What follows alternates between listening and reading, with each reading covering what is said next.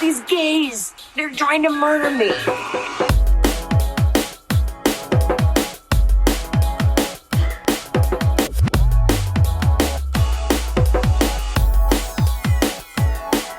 What do I think of her? Yes? I don't think of her. Read about that in the New York fucking Post. Hit good, isn't it grand? Isn't it great? Isn't it swell? Isn't it fun? Isn't it? But nothing stays. In 50 years or so, it's gonna change, you know. But oh, it's heaven nowadays. Hacha! Wow. You can like the life you're living. You can live the life you like. You can even marry Harry, but mess around with Ike. That's Chicago, baby. Give him that old razzle dazzle. Vanderpump Von Tees. Vanderpump Tees to you. Vanderpump Tees to you, doll. Welcome everybody to all that jazz. Welcome everybody to Eating for Free, the podcast recording live from inside of Ariana Madix's Broadway debut in the Broadway Spectacular Chicago. I am local theatrical hater number one, Joan Summers. And I am local Lala Truther, Matthew Lawson. And I need to hear, oh my God, so much has happened. So welcome everybody to the podcast. We have once again lied to you about most things, and that's fine. I actually think we are, as podcasters and listeners, locked in a psychosexual dynamic where we repeatedly lie to you, and you love that because it's a keeps sub relationship. Yeah, it keeps our dynamic on its toes. You know, we're always like telling you we're going to go left and then we're going to go right. And when you've begun to sense the pattern here, now I'm going right and you think I'm going left, but I am actually going right. So this is actually, as of 2 days ago when I decided this, what will probably be a 10-part series we have dubbed Vanderpump Fools, about none other than Vanderpump Rules. This has been in the works for a while. It has been something that I have been tinkering around with and kind of pupping and potsing and putzing. I'm trying to think of what that word was there. It took me a second. I had to do a little bit of, I had to do a little hop, skip, jump, a little bit of a fussy. A little bit, how you do? Yeah, a little, how you do, doll? And I finally got there to putzing. I've been putzing it around a bit. That's me in the Google Doc as we've already started. Oh, how you doing? To like the 45 sources we're beginning with. It's going to be a probably 10-part, I'm saying, because there's a lot to talk about here. You know, this has been something people have wanted for a little bit. And Matt and I are always sort of thinking about what the first big Bravo series we're going to do is. And with everything going on with Vanderpump Rules and really the culmination of all of it at Ariana Madix's Broadway debut in Chicago earlier this week on Monday, of which I was a member of that audience. Boots on the ground. And just like witnessing what had happened at that show, I was like, you know what? Now is the time to really open the vault and give the people what it is that they are craving, right? And here we are. This is going to be going through basically an oral history of Vanderpump Rules as a series, what it came into existence as, what it has turned into, the cultural impact it has left behind. And more than anything, we are looking at sort of a deeper truth here on why most other Bravo shows pale in comparison to the cultural moment that Vanderpump Rules had last year with season 10 and the forces that have been at work to both make that happen, but now continue to propel that momentum forward into the premiere of season 11. I mean, I have been completely inundated with Bravo content in a way that we have never been before, especially with Vanderpump Rules. You know, Tom Sandoval was just on the Vile Files. You know, Shenanigans is like a podcast that people are writing about in Us Weekly. Like, we have... Girl, there's Amazon Live is now a part of it with Lala. Yes. As we will very much talk about. Yes, there's a lot happening here that I think is like very, very ripe for there we go. Rife with drama, ripe for the picking. And it's going to be fun. There is so many places that this is going to go. And I really think people are going to come into this series thinking it's going to be one thing and it's going to probably turn out to be something different, as our series tend to do. So we're happy to have you all along for the ride. Begin the journey. In a bonus sense, also, for those of you who pay for our Patreon, I'm just going to do a quick plug here. We will actually be recapping season 11 on the Patreon as sort of a supplement to this. So we'll have our normal bonus episodes as usual, but those bonus episodes will be appended with a Vanderpump Rules recap. Now, you know, there is a lot of podcasts that recap Vanderpump Rules. We are certainly not trying to like compete in that space by any means. Absolutely not, but honestly. We want to like talk about the things that interest us about that show. And there is going to be stuff each week that I think is going to be an interesting supplement to what we're talking about on the main feed. Parallel material, right? Like, we're going to be able to talk about what we're kind of getting into in this very complex and deep dive, and be able to use kind of like the season 11 as a case study for like, here's where we're going with it. Here's what's happened. And that's really what I'm thinking of also, because the people have been asking us to do a recap of a Bravo show over on Patreon. And like we said, like, you know, this is a Bravo podcast in so much as Bravo is one of our areas of study as podcasters, as like researchers and journalists. One of the most important American mediums happening right now in terms of like, as we say, art is a reflection of the world. Like, we really do need Bravo to understand everything happening in media right now. We have 3 fronts in the culture war. We have Barbs and Swifties. We have Bravo. Absolutely. And we have true crime. And you know what the center of it is? January 6th.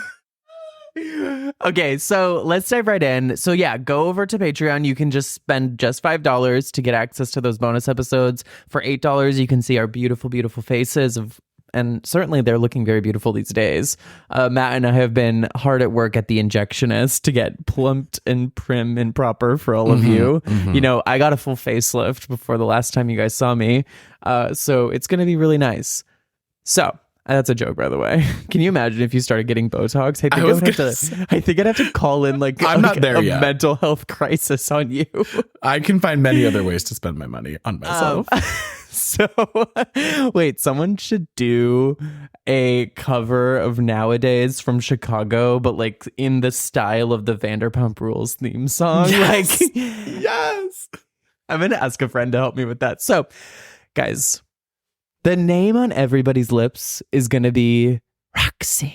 Actually, it's going to be Ariana Madix. So, the reason that this all came to be is because if you have been sort of living under a rock, I would say, you would have missed the fact that one, Ariana Madix, the center of the scandal last year, as it has been dubbed by Bravo specifically. Let's not forget that was Bravo's branding. Oh, absolutely. It was Bravo's marketing, and we're going to call it out as such. But if you remember, obviously, for those of you who've never listened to this podcast before and or know anything about what's going on in the world these days, the real issues, Ariana Madix was cheated on by a walking bottle of whiteout painted on nails that is known as Tom Sandoval, a living, breathing slime bucket back in the days of Nickelodeon. Like, you know, the real man in a trench coat that you pass on the street.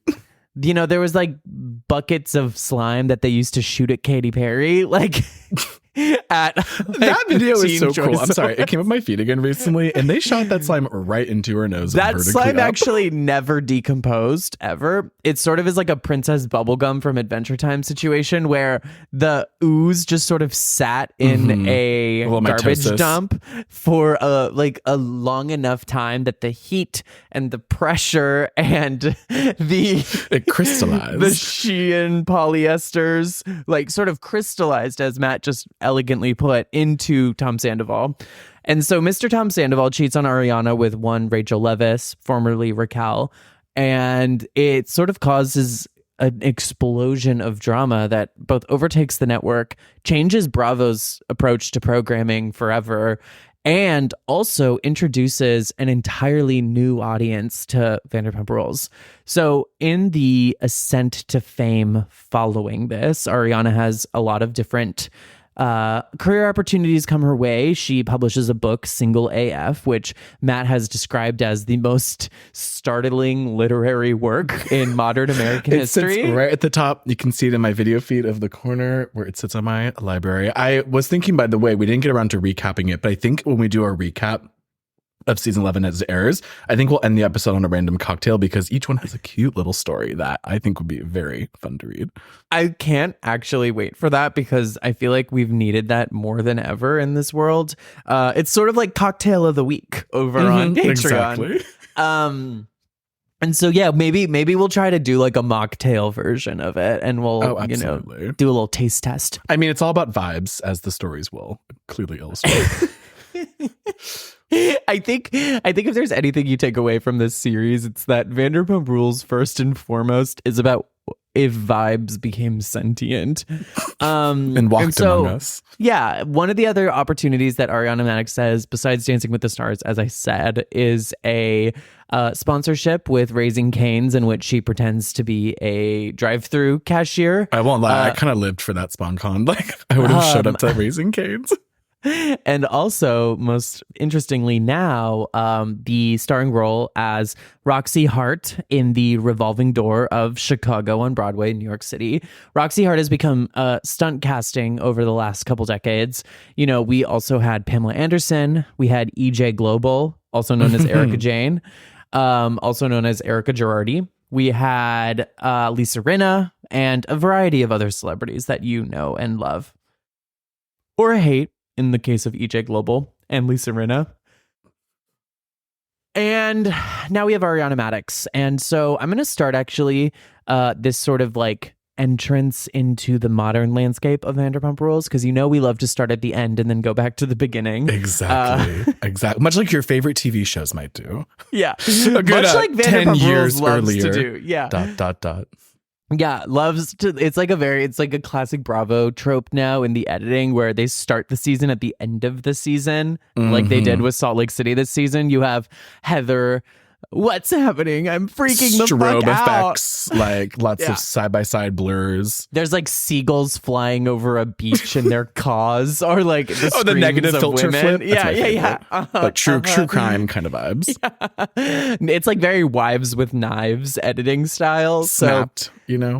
Love Snapped. I also love Snapped Women. That's like, it's like, what is it? Like, there's like, no, there's like Snapped, but then there's one where it's like Snapped Extra Crazy Women. And like, the Snapped cinematic universe. Yeah. And actually, all of those remind me just randomly. I was laying on the couch this morning after the show last night, which I will get into later.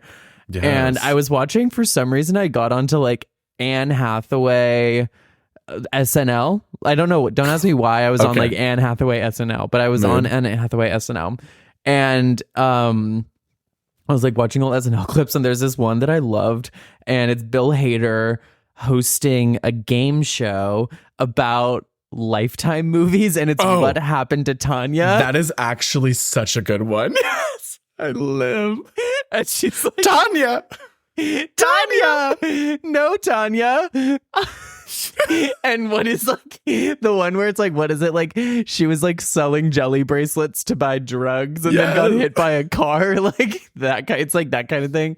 And that's what I always think about when I think about Snapped, is like that era of movies where it was like, daddy's got a secret, and the secret is that he like wears dresses and kills people after dark, but also like the nanny is like secretly your little sister, because one day it's the man just across too the much. street the man across the street has dementia because he fell down the stairs after seeing a murder. Like, love. That's actually also very Vanderpump Rules coded, but I digress. So Ariana Madix, Roxy Hart, Matt, I was just singing the most, well, not the most famous song from Chicago, but a very famous Broadway song nowadays. And I just wanted to ask, like, what is your knowledge culturally of Chicago? Well, I definitely know, like we just said before, it's a revolving door for celebrities on Broadway. It's kind of like an evergreen show that's been running for decades plus now. I did see the movie way back in the day, and I feels criminal that I have not rewatched it since. So we will be doing that definitely. But otherwise, I'm not so. I mean, I'm just familiar with the aesthetics, obviously, like the time period it's set and everything like that. But I'm not like a mega fan. Wasn't like in theater at the time, so I don't know as quickly as you do.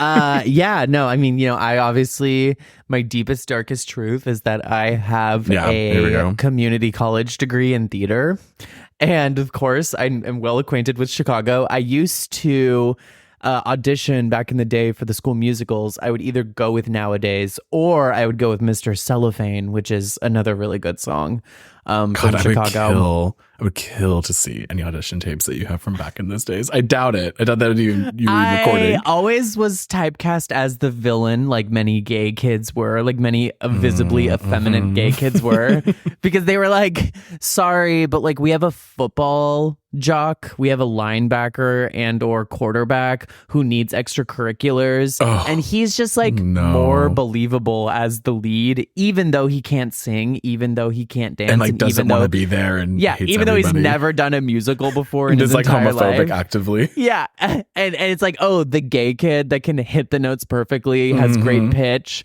and lots of talent. You're going to play the murderer or the like deformed henchman, because like that's a more believable thing for you to do.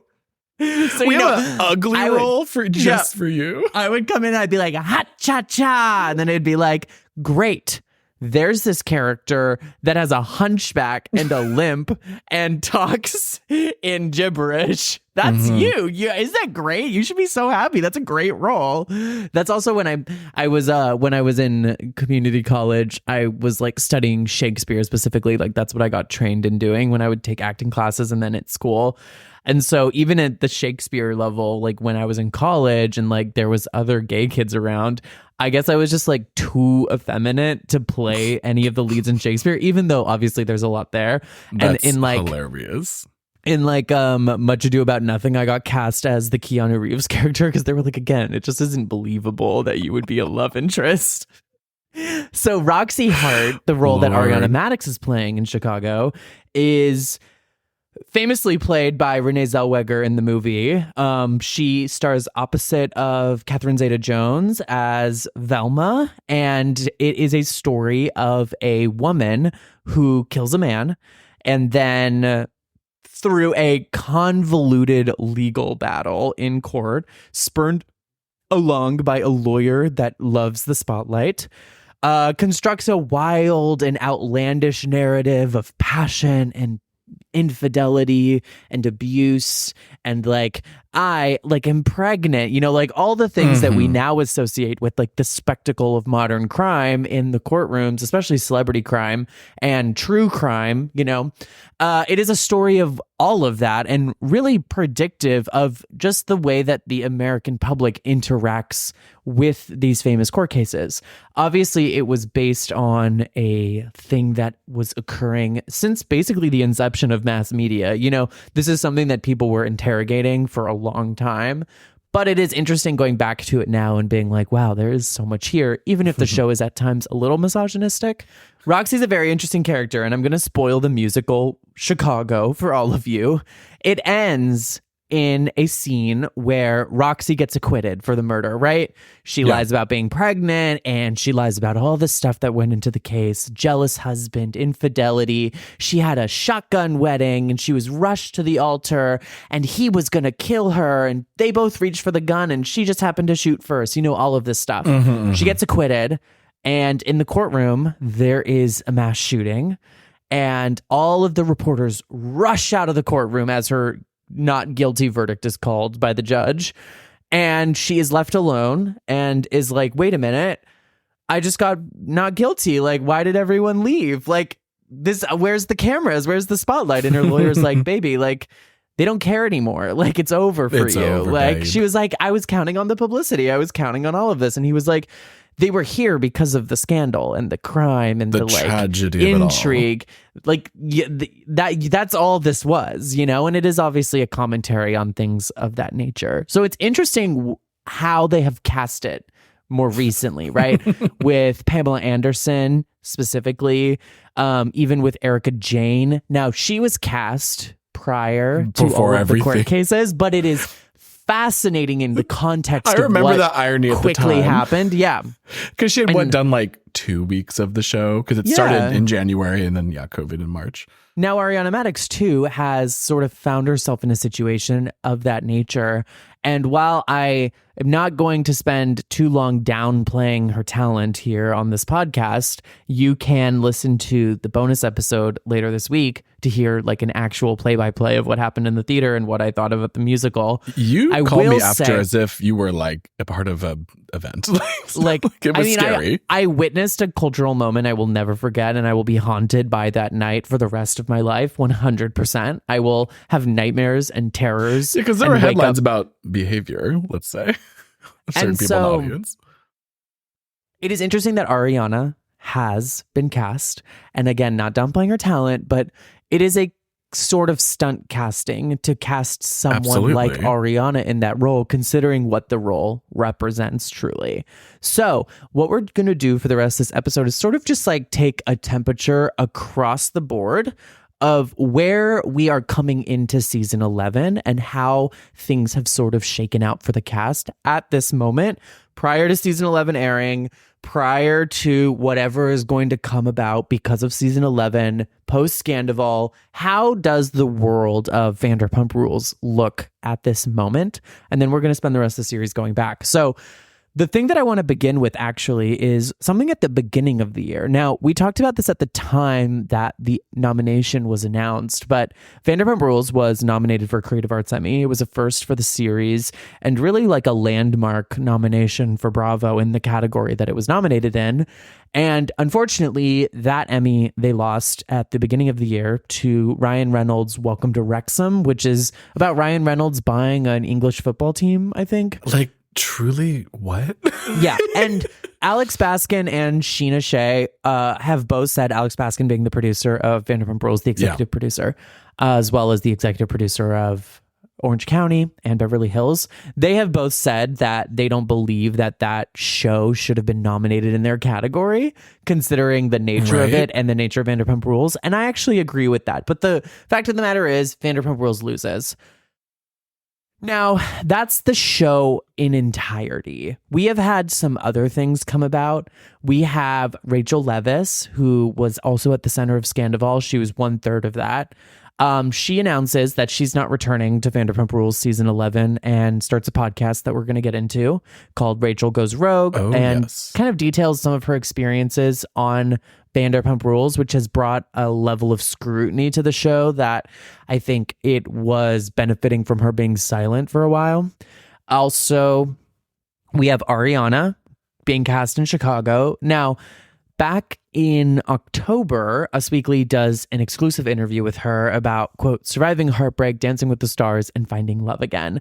This is that meme that I use on Twitter, for those of you who follow me, where it's like Ariana, like, doing like what looks to be like a stretch and like Hail Mary into the sky. And the caption is, literally the worst thing happened to me and I survived.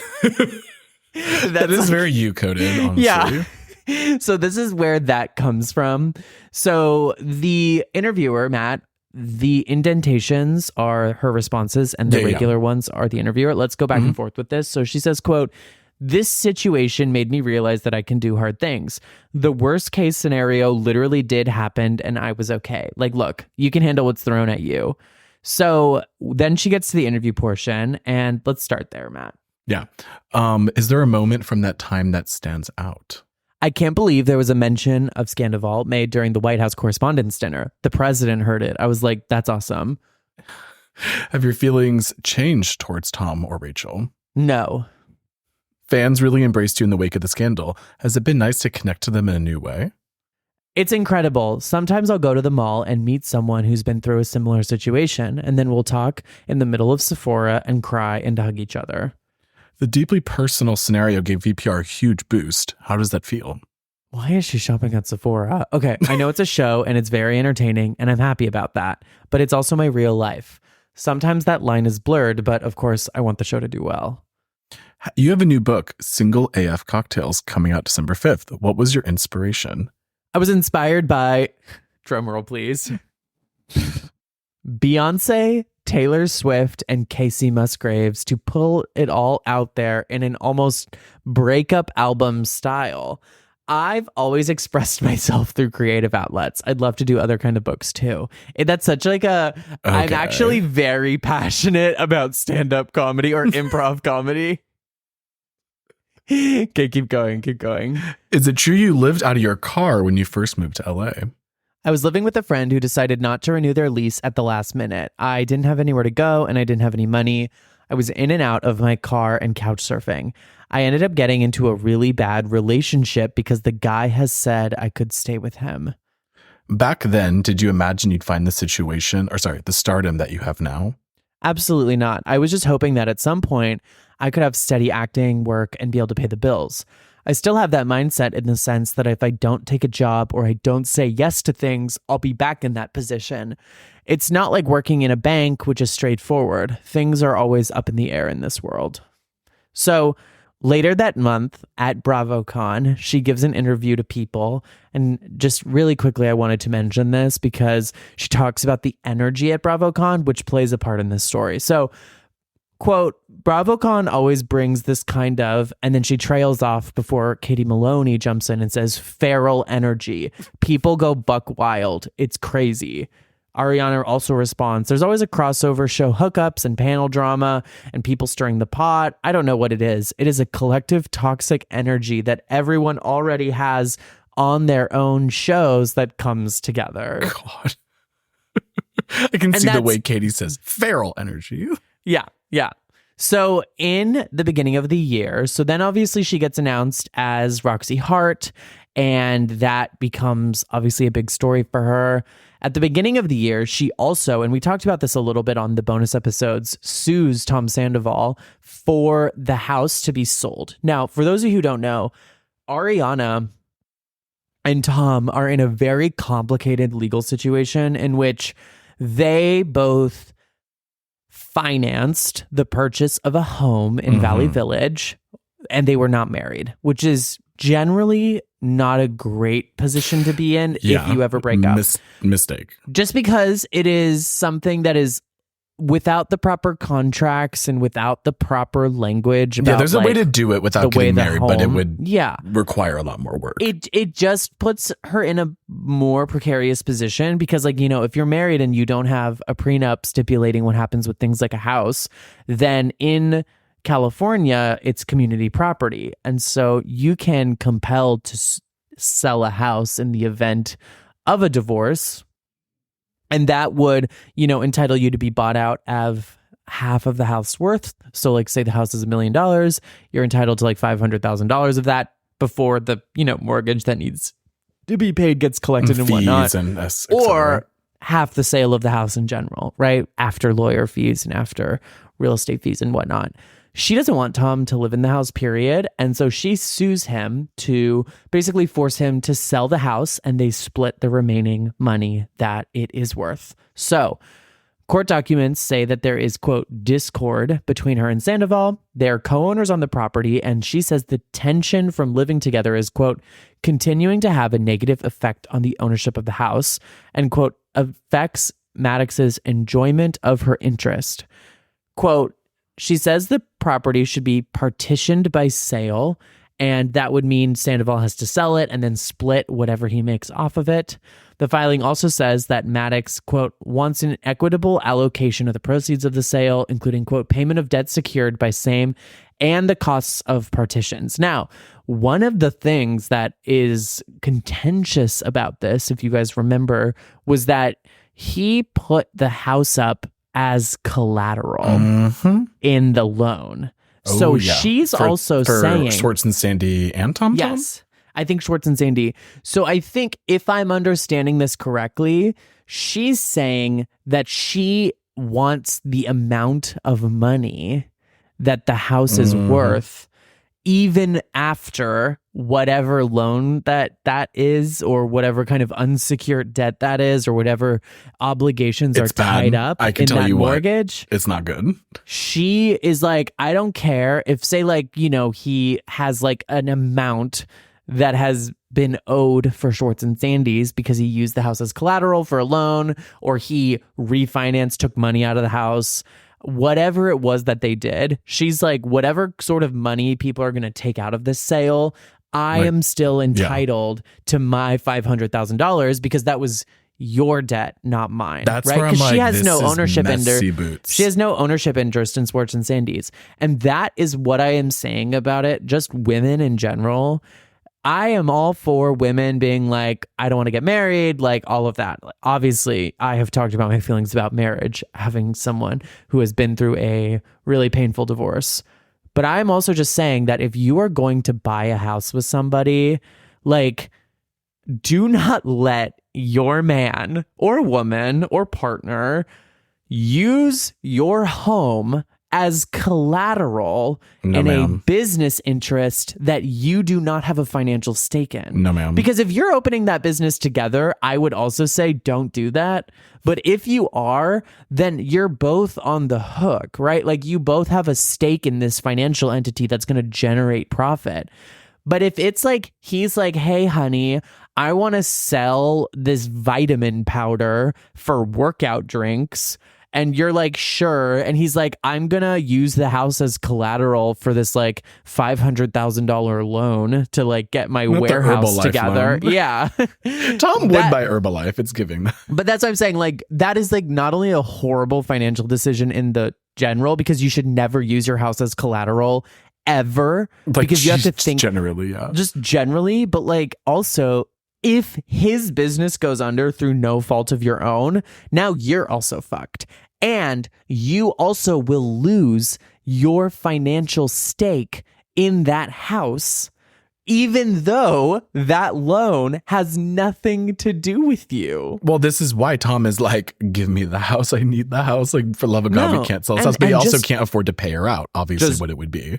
Generally speaking, don't ever use your house as collateral, because part of the reason that you too. buy a home, that the rich stay rich through property ownership, is because when things are bad, you own your home, right? Like, is saying that mortgage has been paid off, like, that is your home. And you can lose your job, but you have a home to live in. If your home is collateral and then you collapse financially, not only have you collapsed Mama, financially, they're but now coming. you don't have anywhere to live either. They are coming for that house. And they will be, based off what and we they also read will. later. They might. So she sues him, and that is going to be contentious. He has said now on the Vile Files that is not a lawsuit, but that is a completely arbitrary reading of what he was served with. And let's pay what he says about it no mind, because it's just not based in reality. So I'm not being first. sued. I'm just in a complex legal situation that will have disastrous consequences. So I'm going to get through this next part pretty quickly too. So Ariana then also early in the month gave an interview about debuting as Roxy Hart on Extra. And this is the thing where I was texting you. I was like, Matt, I uncovered a minor detail in this story that like is not fleshed out because yes. people are not crazy like we are and are not journalists like we are. So this Extra correspondent is interviewing her about her, quote, lifelong dream to star on Broadway. This is from Extra. She says, quote, moving to New York, she's saying, is, quote, literally the reason why anything else has ever happened. It's the reason why I majored in theater. It's the reason why I lived here so long in New York. It's ultimately even the reason I moved to LA in the first place. So it's crazy. She's talking about pursuing acting. Quote, I'm 38. And so a lot of things that I dreamed of when I was younger, I kind of assumed that time had passed, and I, after living in LA for a minute, realized that the only way for me to move in any direction was to just say yes to opportunities that were in front of me. And I thought those opportunities were so wonderful, and they were just going to take me down a different path, and I was going to be happy with that too. I definitely thought that this was something that wasn't going to happen. So she's saying, like, back in the day, she lived in New York, she went to school for acting, she wanted to be an actress, and it just didn't work out the way that she wanted. in New York. So she moves to LA seeking a different sort of acting opportunity. And that also sort of like flounders a bit in LA until Vanderpump Rules comes along. Vanderpump Rules, and the entire Bravo ecosystem takes hold. Yes. And that's a common theme on Vanderpump Rules and will be the subject of one of our episodes. So stay tuned for that. But she says, quote, as for finding out that she was being considered for the part, Maddox reveals, quote, well, the moment I found out that I was even being like, in talks and consideration, I was on my way to Raising Cane's in El Segundo with one of my best friends, and we cried, we screamed, we probably scared the driver. Okay, now listen to this sentence again. I was on my way to Raising Cane's in El Segundo, and we probably scared the driver. Okay, breaking that down. Raising Cane's, if you live in LA, it's not like an extremely popular... It's just a chain. It's just a chain, but it's not something where you're like gonna make an event out of going to Raising Cane's.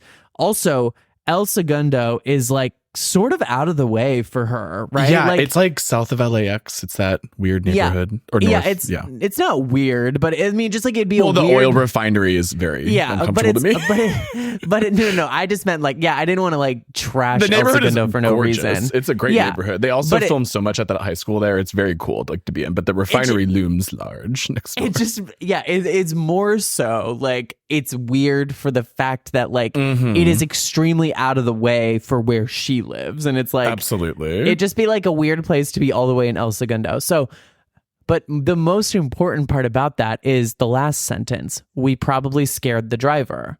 Now, why are you getting driven to Raising Cane's in El Segundo? Well, the part of this story that goes unmentioned in Extra and in other places where she says this is that she's not just going to Raising Cane's.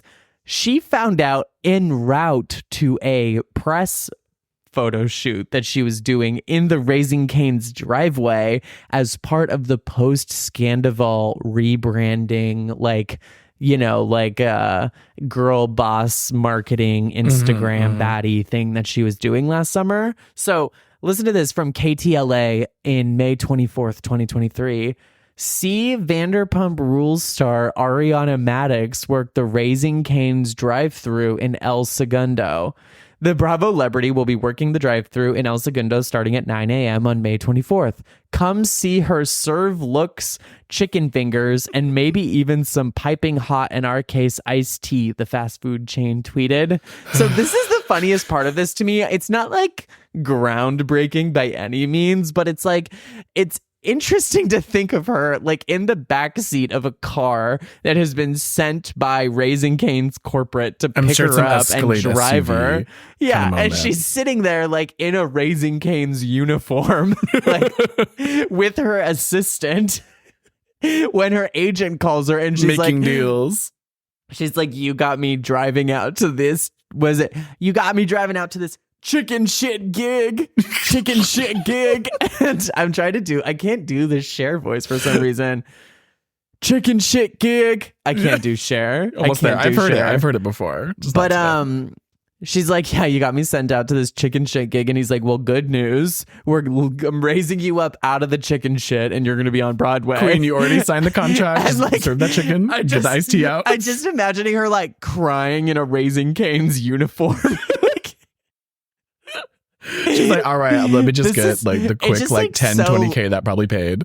It's so Lana Del Rey coded. Like that is a Lana Del Rey song, crying in the Raising Cane's drive-thru. I saw God like in the window. I saw God at the Raising Cane's drive-thru. Like something crazy. It was like when I texted you once because I drove by a Wendy's that I went to at like 3 a.m. after a show. Yes, God. And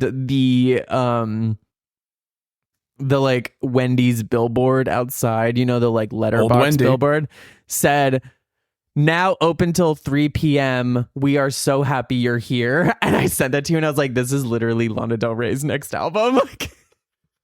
If she ever did SpawnCon with Wendy's, I would be there in a second. So then Vanity Fair, friend of the podcast, Chris Murphy, Vanity Fair writer, does an interview with Ariana last week or earlier this week about the upcoming debut on Broadway at the final costume fitting. Shout out Chris Murphy, friend of the show. Yeah. So why don't you read for Chris and then I'll read for Ariana? But you're not that dissimilar to Roxy Hart. The last year you've reached a new level of fame and a man's character has been assassinated along the way. Has your personal experience helped inform your take on Roxy Hart at all? Oh, yeah, there are elements of Roxy that I really connect with. Some of her dialogue specifically saying things like, if life is a game, I'll play it the best. I won't give up. I won't give in. She literally is never down and out. And if she is, she's not there for long. That is something I've related to because this past year, this isn't the first time that I've been through shit. I'm 38 years old. This isn't the first time that I've been knocked down. This isn't the first time I've struggled. This isn't the first time that I've had to try and lift myself up. I think that's something with Roxy, that she can't be counted out. And I'm just like, that is like a truly narcissistic way to read Roxy Hart. Like, because Roxy's entire character is that she's jealous and vain and is dealing with a problem of her own making. Well, I was going to say it's a tragic character, right? Like with a very unhappy her boyfriend destination. is going to leave her, so she shoots and kills him and then concocts a harebrained scheme to use his murder to get famous because she's a failed jazz performer. This is too postmodern. Like, and she's like, we've both been through stuff and like I really relate to that. It's like, girl. No, it's like watching Lala read, what was it, Fountainhead? Yeah, it's like somehow, and I'll say when I was watching Chicago, I was like, the way that she was acting in Chicago, I was like, somehow this musical has completely gone over your head. Like somehow you seem to have completely missed what Chicago is about. What's the meme where it's like, I know something about like, tragic and feminism and something going above her head. Then what's coming to her is girl boss. Yes. Slay. So then let's keep going. They ask, what were some of your favorite roles you played growing up? It was actually in a children's musical called Honk that is super iconic. That was actually one of my favorites. I love that show. I love Honk. What part were you? Pretty sure it was the chicken, but I don't remember. You're still sharing a house. Stop. Keep going. You're still sharing a house with your recent ex, Tom Sandoval. Has it been nice to be in New York for a little bit and out of the house? Yeah, hopefully my mail. Now this is the part where I was like, wait, hold on. Like, what's the audio? What was that? James. Wendy, what was that? James. This is where I was like, wait, what was that? Hopefully my mail-in packages aren't getting thrown in the trash because I still own the house. That's against the law, right? Well, I mean, yeah. Yeah, it is. Yeah. Wait, what do you mean? You're like, are you accusing him of mail theft in Vanity Fair? Okay, don't throw in that mail fraud, honey. That can get you down. That's a federal crime. Yes, jail time. This is and of course, as Chris Murray points out, that is definitely against the law. You cannot mess with people's mail. Okay, good to know. I've been out of the house since September, but obviously there's a loss. I'm trying to have the house sold because there's no movement and I need to be able to get my investment so that I can move on with my life. It's money. I need my money. I need it. So true, Queen. Do you think Tom will come to Chicago? No, there's no way. He's probably really jealous. He is the singer and looking at you. No, it was always me. Damn. So Rachel has gone rogue, and Mama elsewhere, rogue. all of this is happening for Ariana, right? Like she has really enjoyed a near meteoric rise to fame, while Rachel has been in inpatient treatment. Mm-hmm. Now, we are not here to do the thing that Bravo podcasters are trying to do at this very moment of like litigating the morality of what Rachel did, like trying to ascertain whether she has some sort of cluster B, like personality disorder. Like, we're not going to try to explain to you whether we think she has sociopathic tendencies and whatnot, because we're both not trained medical professionals. And also that is deeply uninteresting. I also don't think she does, honestly. Not to be like, well, here's actually my take, but no.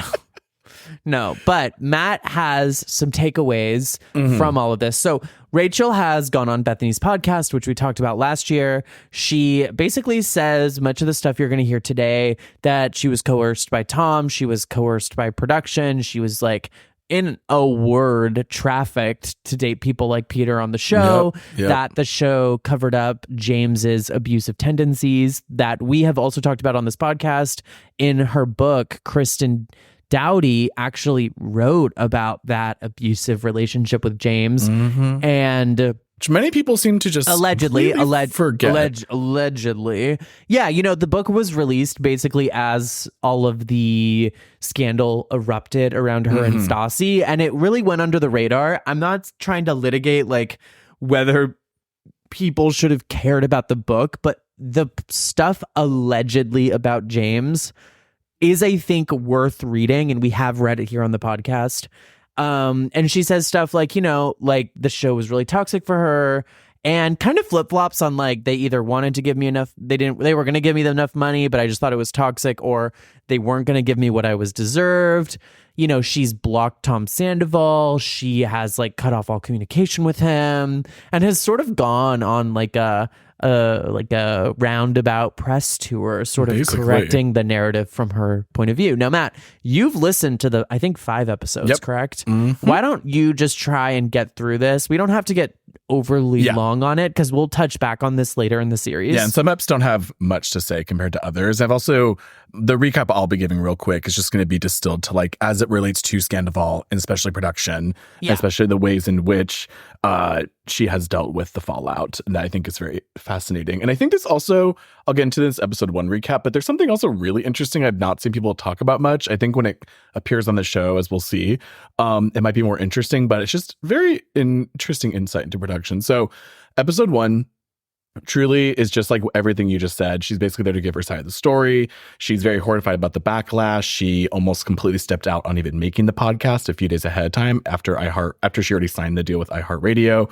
But for mental health reasons, that's what she claims in the moment, is why she cannot go back on the show or reality TV in general. And this would be like, in her sense, the healthiest way of like maybe closing this chapter entirely. She's working with her therapist. I thought this was very interesting. I think her therapist is really watching the show with her every week, and they actually discuss it every week as a way for her to like process what she's experiencing, because she'll have to deal with the fallout of it and know the material people are going to be commenting and replying and leaving in her social media comments. So that was a very interesting insight that I think now that the show's airing, she'll probably talk about in future episodes. Obviously she gets into, it was the lowest point of her life. She was drinking, drugs. Generally, the show was just incredibly toxic to her. She had to keep up with everybody, and she lost herself very much in the process. And we've seen this with how the show ended with Tom. He bonded with her in that. They bonded over how much they hated filming. You can tell Sandoval's very resentful of the cast. So she felt very safe with him in that. There's way more on the podcast of like their love dynamic, how they actually kept meeting up. We're not going to get into that today. Like, we're just going to get into more of the, again, production side of it. But there's a lot of good stuff in that podcast. I think she's doing a good job. It's actually like relatively well produced as well. So I thought this was crazy. And I don't know if you've heard of this. So I'm interested to get your take on it. But one of the things she talks about, of course, is the renegotiation of the show. And she talks about how basically after her 90-day stay at the main facility she was in, the mental health facility in Arizona, she was trying to come up with an agreement. Well, her and I think Shed Media and Bravo were coming up with an agreement and negotiations to get her back on Vanderpump Rules. And they were trying to get her to sign up before the Lake Tahoe trip that many of us heard about last year as like the real like kickoff of the show. She already had missed some early episode filming, so this would have been like kind of the last point to get her in. She said ultimately, physically, she cannot go back and it would not be good for her. And in turn, production said, and I quote from her podcast, they said, "Fine, it's over, you're done." Which I think we'll bring back later when we get to some shenanigans recap, because one of the people that were behind that decision, I think, says something very interesting as well. So this is what I wanted to get your eyes on, Joan. So there's a very weird things that come up with her dog, Graham, which we had seen in the previous season had a history of biting and a history of like bad behavior that she could not handle, and she gave up the dog. So I'm going to just read this real quick from her recap, but she says, And then the next week, and this is as the show, or sorry, not as the show's airing, as the show is filming, as they're in Tahoe, as social media is starting to like kind of muster up all the things that are going to be happening throughout the show.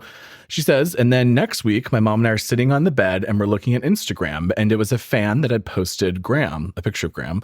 Is that you in Lake Tahoe? And I was like, my heart sank. And I was like, Mom, there's no way that Graham will be back on that show, right? Like, that just doesn't make sense. And she's like, well, I don't know. Let me call the trainer and let me call the foster system. Because again, she gave up the dog to like a Los Angeles institution, not to Vanderpump Dogs, not to like a specific, place that was inside of Bravo's control. It was completely outside of it. And apparently the foster told us, and she said, Lisa Vanderpump adopted Graham. And she said that if she can't rehome, that he'll live out the rest of his days on her ranch. And my mom and I were like, what ranch? She doesn't have a ranch. She says later on, I surrendered all rights to Graham when I gave him to the rescue to be rehomed to a good family who's experienced with dogs and who have aggressive behavior. Because Lisa Graham famously, Graham has bitten almost everybody in her life and is like a violent dog. A sad situation. And she has said she was unequipped to deal with Graham. And there was tension about that on season 10, but continue. Lisa goes and adopts the dog, takes the dog to Lake Tahoe, and surprises James, allegedly while they're filming. We'll find out if that's true, with Graham saying, well, I can only imagine. Basically, the story that they put out there is that Lisa told everyone that I surrendered her dog to a kill shelter, and that he was hours away from being euthanized. So that's what I know the story is. That's the storyline they're going to push for Season 11 when Graham comes into the picture. This is fucked up in general. The idea that Lisa Vanderpump actually did acquire a dog she surrendered to some like third-party LA rehoming institution. Like, there's something sick going on there. If that's true, that is like genuinely weird and disturbing. And if Graham's going to appear on production as like, oh, we don't have her back, but we have her dog, and we're going to leave this like tragic end to like. Yeah, I mean, storyline. The thing is that, like, we know that that's something Lisa Vanderpump would do. We know that Lisa Vanderpump will do just about anything to get the TV produced. Yeah, she will produce TV. And, like, I think something that comes up a lot with Raquel's podcast is that, like, she really was completely unequipped as a human being to understand the game that is being played on that show. Like, she was not mentally prepared, physically prepared, spiritually, emotionally, mentally prepared to like understand what happens in reality TV, let alone how those people are in real life. Like, and that's why I would said, ever predict this behavior otherwise? Yeah. So keep going. So the rest of the episode is a lot more about her relationship with James, how her and Tom snuck around. It's all very like juicy, interesting information, but we're just going to skip it for time's sake on the pod here. Episode 2, however, gets into much more of the specific and messy details of kind of how she was, in a sense, trafficked to be with Tom Schwartz in Mexico during that famous scene last season. So basically what she's going to prove here, and I'll read some quotes, is that obviously, and we kind of know this from her breakdown at the end of the reunion, that Schwartz knew about the affair. Basically, the second it started, he lied about the timeline of when he found out, which is why there was that reaction from Sandoval during the reunion where he said the wrong date and he like gets angry. Oh, what? Did you not coordinate your timelines? Did you not prep him on the lies? And she was 100% correct, because apparently he did. And this is kind of the proof of that. So Rachel says, I'll just read some of this verbatim real quick. She says, fast forward to the Cancun trip for Sheena's wedding. Obviously, Schwartz knew that Sandoval and I had hooked up, and I have a feeling that either a producer got into Schwartz's ear saying, oh, you should make out with Raquel. He got some pressure somewhere to make out with me and put a move on me because they had this two-top table set up with the camera lights, and they instructed me to walk over there for a scene with Schwartz. And so it was definitely staged and definitely produced. And I also feel like Schwartz had the go-ahead with Sandoval to kiss me, because I don't think he would have done that with Sandoval's being okay with it, because as we know, their relationship is very codependent in this sense. So when we got to that two-top table setup with the lights on us and we filmed that scene, you don't see the whole thing because they cut it. But Schwartz is talking to me and has his hand over his face like he's mumbling. I can't make out anything he's saying. I ask him to repeat himself 2 times. And after a 3rd time, I was like, okay, it's fine. Just forget about it. Don't worry about it. And he's like, I kind of want to make out with you. And I was like, wait, what? And he was like, yeah. I could just hear it in his like annoying mumbling voice so clearly. And so Raquel acquiesces, and as you know, they went in for the kiss, and that's what they show on the final episode. Yeah. They don't show this like weird mumbling, this awkward setup. Obviously, there was just a general production focus to make this happen, and allegedly the time production maybe didn't know that was happening, but as we see more does come out. So she just say, in that moment, it felt so produced. This is clearly a storyline. Clearly, we're playing a part right now. And as we kissed, the entire group was, I guess, watching and cheered and started clapping. And so I was like, shorts, let's go somewhere more private. Skipping some of like, you know, kind of later in that night, she ends up telling him as they keep talking about her breakup with James and her relationship with James and how it's been a blessing not to have contact with him. And we're just talking about it. And how she kind of feels like she wants to make out with him again. She's likely also been drinking at this point. Like they're kind of deeper in this kind of like weird situation together. And she thought, well, we're filming the show. This is what producers want. So again, quote, I went in for that kiss. And of course, here comes their noise in the background. And I turn around and it's Sandoval's army crawling over us. And then he cracks open 2 beers and he's like, here you guys, here you go. And then he's like, see ya. And we're like, okay, cheers. So I know that he was in on it and definitely okay with it, especially after that scene. We went to go party at this club and they had on the premises of the hotel called Desires. And we were celebrating and I was the only one on my way over there when one of the producers came up to me and said, hey, so we were thinking about your birthday and we want to have your birthday trip. So how do you feel about going glamping? And I was like, oh, that's what I've been wanting. That's what I asked for. So immediately, this is what Raquel kind of concludes. So immediately I was rewarded and we were all celebrating. It just felt like a high, I did something right, you know, in regards to production.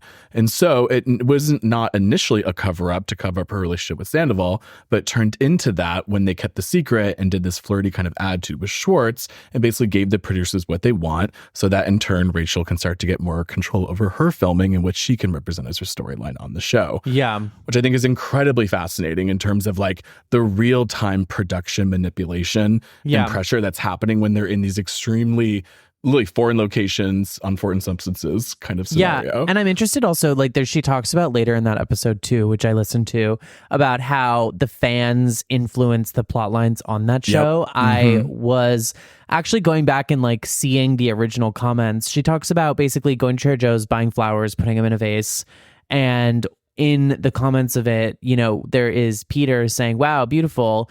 And fans pick up on that, are like, wow, you guys should date. Are you guys dating? Da, da, da, da. Producers pick up on that and are like, you guys should go on a date. Like, she goes on a date like, with Peter. It's happening. And I really don't want to get into the specifics of the date because it's really dark. She ends up throwing up, having like the worst day of her life. Yeah, she drank like 4 lemon drop martinis, which sounds criminal to but Peter, to do. Who gets paid well to be the manager at SUR and gets paid well to be on the show since he has been on it for so long, he is like, that was the best date ever. And she's like, I think both of us kind of understood what was happening, that this was like a produced thing for storyline, that like he was also doing it for that reason too. And I didn't really know like if he liked me or if he was just trying to get like more camera time, because you know you get paid for how much you're in the show. Yeah, right? every episode you get an extra, you have an like, episodic rate, pretty and good so amount of money, honestly, like 10 plus thousand. Famously with Nene, the thing about Nene during that season where she was suing Bravo for it was that, you know, they weren't including her in certain scenes and they were trying to like edit around her so that they didn't have to pay her for things. And then the cast could be like, well, Nene didn't show up. Well, if you skip out on 3 or 4 episodes, that could be like a quarter of the total money you're bringing in for the season. Yeah. And so this next episode, episode 3, what happens there? So this one's really, I think it's good. It's worth listening to if you guys are just like generally interested, but it's really a psychologist that they bring on to talk about why Rachel smiles through dramatic situations. It's a huge thing that people keep bringing up, which I get annoyed with because I don't know why people find it so strange or so out of place. Like people try to accuse her of having like a psychological mental illness, you know, and some type of crazy behavioral sociological disorder. But basically, as anyone has seen in the show, even in dramatic moments where she might be acting mean or awful or lying, she's smiling the whole time. And so they have this psychologist on who is basically able to break down why that is. Emotionally, people would do that. spoiler, it's a trauma response. Spoiler alert, like people do it to make things easier or to rely on something that feels comfortable. It makes total sense that this is like 100% sense. A lot of people have like, tics or other behaviors that they adopt when they're in stressful situations. So when I'm in a super stressful situation, I just get really quiet and shut down. Like I get it. Like we all have like ways of reacting to this. And hers is the type that obviously does not make her look good when things are bad around her. And one thing that was kind of funny at the end is she kind of asks out of nowhere, like, do you think, people get validation through being on television or in movies in Hollywood? And the psychologist basically gets into how the validity of the work that people do, especially on reality TV, is like a direction or identity that is kind of able to be reinforced or given to them by another party, which I think explains a lot of very interesting behavior that we'll get into as we go through this series. But nothing new there. So episode 4 gets a bit more interesting. 5 is really where we have some other more meaty stuff. Season 4 is when they get into the restraining order between her and Sheena, how Ken and Lisa likely knew about the affair because of the way they talked to her when they were in Mexico. If you want more of the details, you can listen to it there. I'm not going to pull out too much from it. It kind of ends on Sandoval, how manipulative he can be, how the kind of reveal into the relationship, into the reunion, really proved that he was like basically not good for her. And that's when she really changed her opinion, as we kind of saw the last 5 minutes where she completely breaks down. She has a quote where she says, at the end, the biggest way that he betrayed me was filming me without my consent. I can see the impact that the show had on my decisions, the impact that my trauma and my connection with Tom had on those decisions, and my trust in him, and betrayed myself in that process. Which is just, I think is really fascinating. And there's a lot more in the episode kind of in those details. 5 is in preparation for the premiere. So that's the one that aired just at the end of last week or early this week. It's more of a QA episode with the iHeartRadio producers. But one thing I did want to bring up that I thought was fascinating, really just this one thing here with production that I don't know, it kind of just answers some questions to me. When it was, this is what the producer asked, when it was announced that you went into a treatment facility, people said that your 3-month inpatient treatment was a PR stunt, or that you really weren't in a treatment center, but that you were at a spa, which I think we both remember heavily happening during that time of the year after Scandal. Tell us about that time and how it made you feel. This is about 26, 27 minutes into the episode. Rachel says, well, first of all, my privacy was violated when somebody in the trauma therapy center, we were in the same group together. I came in that week and she was leaving that week. And I think she accidentally texted a friend, oh, you wouldn't believe who was in Meadows with me, Raquel from Vanderpump Rules. And that got a screenshot and it was sent out to the press, to the media. It got everywhere. I think we both remember when this happened distinctly. Like, it was pretty quick. And then the story started circulating. Oh no, she's not at a mental health facility. Oh no, she's not at a treatment center. She's at a spa. Oh yeah, she's at this place called Miraval in Arizona. So people were like, Raquel's at Miraval with Tom Sandoval. Every hour, every single day, it seemed like there was a new update. But yeah, the update at the time that people knew for a fact that I was at the spa and not a treatment center. And I think other cast members were saying that I was. And NBC, Bravo, and Evolution Company, the production company that produces Vanderpump Rules, all knew that I was actually at Meadows. And there was paperwork to prove it because it was a part of her negotiation and the fallout of the reunion. She says they did nothing to prevent that rumor of me being at a spa from flourishing. In fact, they actually perpetuated it by bringing it up to Andy Cohen's Watch What Happens Live. Andy said that I have been highly medicated at the reunion, or must have been highly medicated at the reunion, because I had no emotion. And so I guess Andy Cohen was prompting his guests, asking them, do you think Raquel is actually at a mental health facility, or is she actually at a spa? And just further perpetuate that rumor that I was at a spa, even though they knew for a fact I was not. And this is where I started to gag completely. So she says, and all the commentators who said they knew for a fact I was at a spa had never come forward, never admitted they were wrong, never received an apology. They're continuing to post about this. And this is like, I think, where we're going with all of this. She said, they are just listening to the recaps of the people doing the recaps of the podcast, which is not all the information. There is some juicy stuff in here. There's stuff that I'm revealing that people higher up don't want you to know. So do your diligence and listen to the whole podcast. Gag them. She said, y'all are not real journalists. Gag them. Y'all are not that real was basically journalists. the end of the episode too. I was like, Exactly. So the recaps of the recaps of the recaps. Like that's where we're at with the show. And it's destroying the entire fabric of like the Bravo ecosystem. Experience. So we have Sheena Shea updates also. So Sheena Shea, I'm going to get through these quickly.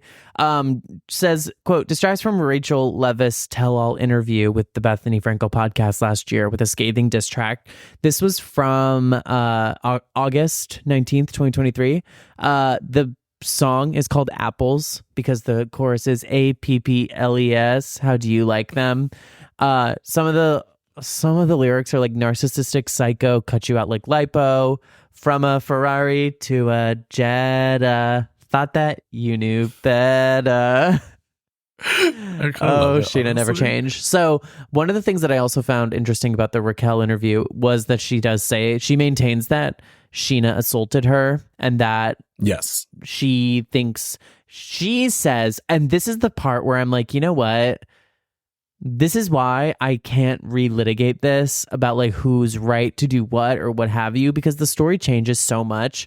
And the new line that she is running with is that Sheena has a lot more to lose than people realize, and that, you know, her child was involved, and she just didn't want the like, what was it that she said? She was like, I just didn't want to have it on my conscience, basically, to like... Yeah, she even said that she only really did the restraining order as like a backup in case Sheena went on the offensive and lied about what happened. But she didn't realize, as we all saw in real time, that actually had real immediate consequences that she couldn't like back out of. And so, like, again, you know what? It's just that thing where I'm like, I don't know. It's all like it's like the truth doesn't exist. And so I can only work with what we're presented with. And what we're presented with doesn't move me to really make a serious judgment on that. Nobody was physically harmed enough for me to like need to know. So Sheena finds herself in hot water later in the year in December because she has continued to talk about Scandival. She is one of the people like Lala, like Jax, like the people of the greater cast universe outside of Ariana, Raquel, and Tom, who is like kind of continued to propel the media attention and like thirst for knowledge that is out there amongst fans, the thirst for gossip, you know. It's endless. That's literally an endless thirst. Ugly misogynist Nick Viall has basically kept the Scandival rumor mill alive by having people like Charlie and like random ass like second string guests of the show on to talk about the things going on. You know, Sheena has done like 1 million shenanigans episodes about it. Like Lala has talked about it on Amazon Live. Katie has given interviews. Tom Schwartz has talked about it on TV. Like people have cashed in, right? So she goes on Alex Baskins, her boss, the executive producer of Vanderpump Rules. She goes on his podcast and she gives an interview to him about the fallout from Scandival. And there's a clip that goes viral where she says, I don't know that Ariana will ever understand how hard this was on me personally. It has been such a struggle to try and stay loyal while working on putting myself first. So basically, if you actually listen to the rest of this quote, she continues, It didn't happen to me. I wasn't cheated on. But there was a lot that he did do to me personally. And I'm someone who always tries to work towards a path of forgiveness because that's just who I am. Outside of Ariana, I feel like I was the person next most directly affected by all of this. But I'm not allowed to feel anything because it's not about me, because it's only about her. And in the context of the interview, she's talking about the way that fans react to Scandival. She's like, people only fixate on the fact that like this happened to Ariana and like Tom is a psycho. And anytime I try to bring up like our 10-year friendship or the fact that he's like one of my best friends or the fact that I was lied to by him and Raquel, that like I loved Raquel. And, you know, she says like I let her live with me for free. And Raquel maintains that actually she was paying rent as a sublet in Sheena's home. And Sheena had like basically a pandemic rate on her apartment that she wanted to keep, so she subletted to Raquel so that Raquel had somewhere to stay after she broke up with James, because Sheena was living in San Diego while Vanderpump Rules was on hiatus because of the pandemic. So she was like, we were on hiatus, and like I just like really didn't like want to stay in San Diego, so I moved. I let Raquel stay with it, etc. Raquel also says things like, well, I was even watching her cat, so like I was doing things for her too. And that's just like the sort of distinction I don't really care much about. But, you know, Sheena's saying this affected me. And people are like, you're a narcissistic psycho bitch, Sheena. How dare you make it all about you again, yada, yada, yada.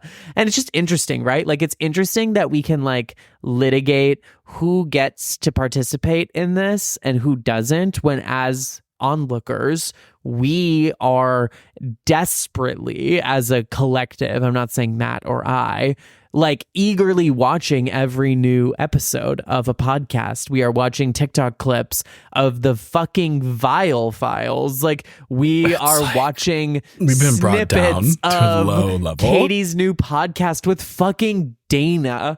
You're like a lot of you have for the first time in your lives listened to fucking Two T's in a Pod. Like a lot of you know, that is a line no, I will but that's never what I'm cross. saying, where I'm like, you know, it's only for the pod. it's interesting that people can be like, you're making it all about you as TikTok is open and they're listening to fucking Charlie renegotiate what happened in, what was that horrible place they went to in Nevada? Oh God. Oh my God. I'm forgetting the name now. That like Republican like enclave near the lake. Yeah, like you have ugly. like third stringers talking about like something that happened 2 years ago on a podcast that you obsessively listen to, and you're getting mad at Sheena for like talking about like her literal real life. It's an interesting distinction. Scandival's like biggest fallout really on the culture was the like cancel culture mob mentality. I hate to say these and like actually legitimately mean it.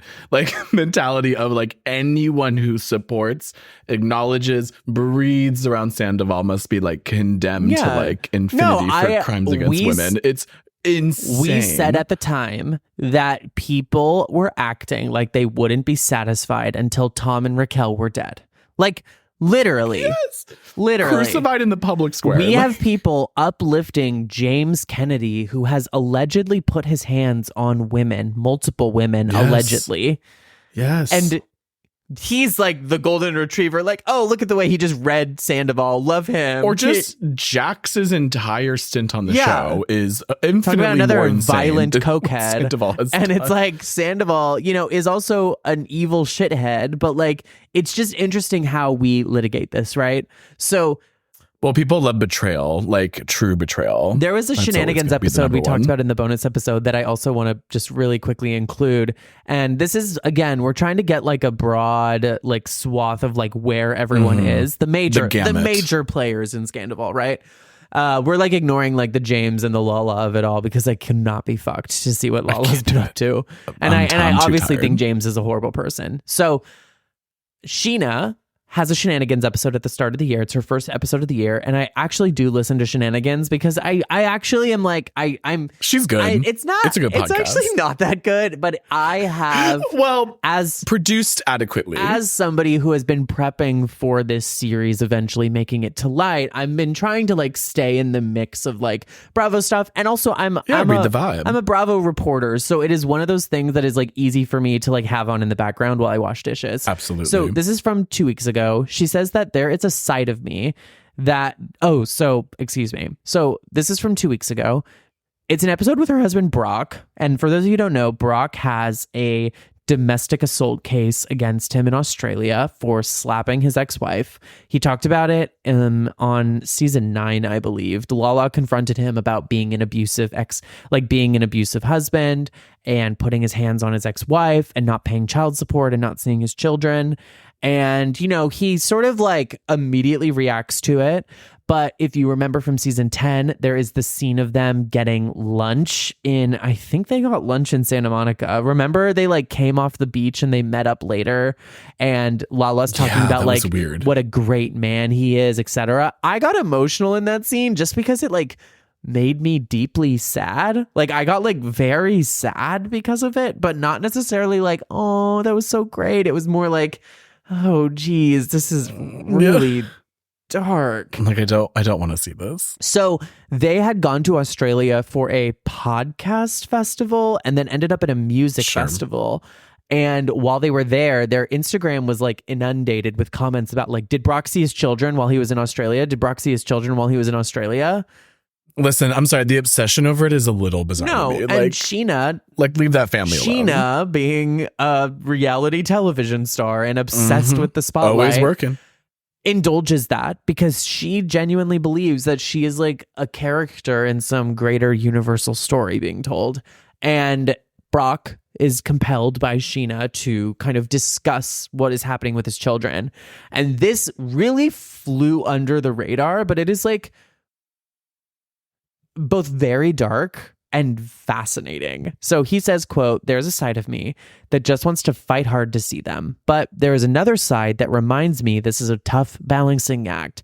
My actions have consequences. Just hearing you talk about it reminds me that I have to keep doing what I am doing. I'm happy with the changes I've made in my life, and I am really happy with that." He says that they are now lucky enough to receive photos of his ex and the children they share semi-regularly. He also reveals that the child support he was behind on has become current and that he just needs to work on maintaining that current payment to his ex-wife. He says that they are, quote, "working on a healthy or better relationship with the kid's mom and their stepdad. Quote, "The goal is to be on time with my child support every month and communicate with them." So Sheena then kind of prompts him to talk about like, why didn't you see them? Like, it's just really hard. All of this, like the people want to know. And I think a direct quote from her is like, you know, I understand that like they don't want to talk about this and they don't want to be mentioned in the press. And like, they just like really want to live like a quiet, peaceful life, like outside the spotlight. But unfortunately, like you're married to me and like the fans want to know. So like we do have to address it because they're just going to keep asking questions about it. And I was like, oh my God, Sheena, did you like hear what you just said? He says, quote, "It is a very difficult situation based on my actions and my past and what my actions have caused for these kids, especially when they were younger. There was trauma there that needed to be mended. I need to keep turning up and show them that I am the dad that I want to be and that they want to be around. It's tough. My actions put me here, and so now I just have to keep being aware that I got to take my time with this and do the right thing and keep turning up." He says that basically what they witnessed when they were young, the abusive side of his relationship and the violent side of his relationship with their mom, affected them so deeply that now that they are older, they don't want any relationship with him. They don't want to see him. They don't want to be around him. And he at one point even says like they have a new dad now that is their dad. And like that is their dad now. And I have to like accept my new role in their life. That's why I'm like, you fans need to stop going after that man's family. Like they are literally like, please, we're done. We're out of this. Yeah, no, he says they literally don't want anything out. to do with the show. They don't want to film. They don't want to be mentioned. They don't want photos out there of them. They just want to live like a normal life. Yeah, like you can have your own take on all of that, as I'm sure we all do. Yes. But let's focus on how he is with Summer Moon and Sheena at this point, if you really care. Yeah, so that's where Sheena is going into season 11. But it explains a lot of why she did feel that way. And there's also more from her Shenanigans podcast. Yeah, why don't you get into Shenanigans for us now to kind of round this out, and then we'll do Alex Baskin, Tom Sandoval, and end the episode. Yes. So specifically on Shenanigans, which was after the hot mic episode that she was on with Alex, she starts talking about, you know, Alex's favorite hot mic moments. He is the original producer. I mean, to be fair, to like really set up who Alex Baskin is, he's almost what people think Andy Cohen is. Like he's actually the producer who created and like fostered Real Housewives of OC and many other Bravo franchises since then. So he really is at the core and center of all of what's happening right now. He talks about his favorite hot mic moments. And again, like I said, with OC, his first that he claims is the naked wasted moment with Gretchen Rossi, which as someone who just watched that recently for the first time ever, that shook me to the core. Like you couldn't air that episode today. It was so dark. But anyway, Sheena asks about the most difficult firing. He talks about Tamara being the most difficult, and how one thing that I thought was interesting was he says they try to convince people to quit the show before they try to fire them, which I think aligns with kind of anything we've said about production over the last few years. Alex admits to Sheena that he used to think he knew what the audiences wanted when it comes to the storylines on the reality shows that he produces, but over the last few years, it's become more difficult, and that now he can't really guess with any good accuracy, especially with social media, what people actually want to see, which I find very interesting when we talk about earlier how much production wanted to force a storyline between Rachel and Tom Schwartz and everyone else at the time. They get into how Sheena got into Vanderpump Rules and how Alex came up with the show after going on Lisa's website for SUR, where if you guys remember old SUR back in the day, their promotional material were like those calendars they would do where, Lisa's on the throne and all the, servers are standing around her in like, appeasement. So he had seen the show or he had seen that work that SUR and Lisa were already doing. Obviously, Andy was already in the picture. So they ended up obviously creating that iconic transition episode that, as Sheena says later, will probably be taught in schools as one of the most iconic reality TV episodes ever of the beginning of Vanderpump Rules. They get into how The Valley, the upcoming spinoff show with Jax and Kristen, will basically do the same thing. By episode 8, they will do a transition episode. Jax came up with the idea of that show, and Sheena calls it, as she's seen a preview, very Desperate Housewivesy, which I'm interested to see exactly what that means. They get into Sheena being on the Hot Mic podcast, which is behind a paywall, which is why many people wouldn't know the context of that clip that went viral that we just discussed earlier, where Sheena sounds selfish. Like we said in that clip, she talks about how difficult it was for her after Ariana. We already talked about all of that and how much of a number it did on her.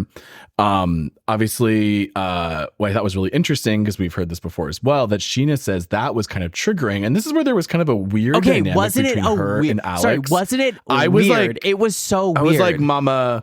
This is like when people kind of like get hot with Andy, but they can't like say what they want because he's their boss. Like, this is really her boss. Like, this is really management. Isn't how? So she says something like, "Why did you choose that clip? Like, why did you choose that clip specifically?" And he was like, "Oh, well, I would love to tell you we knew that clip was going to go viral because I think that would mean we know what we're doing with the podcast." So she first brings up how triggering it was in general because they talked about a former VPR editor, which again, obviously Alex must have hired or worked with. That who got fired, by the way. Who would pick really embarrassing moments for Sheena and basically only use those clips in the show to paint her as this like annoying, idiot, embarrassing person. And that was, and we've always said that's why Sheena's been given like dust this whole time when she's clearly like one of the stars. But she rightfully calls out Alex for being like, why did your team do this? Like, did your team feel bad afterwards? Because I kept going on Instagram and every single comment was negative. I'd find one good one every once in a while. And he just like laughs it off and is like, oh, well, I actually hate to watch myself on camera or talk. Interesting thing to say as a producer. Yeah.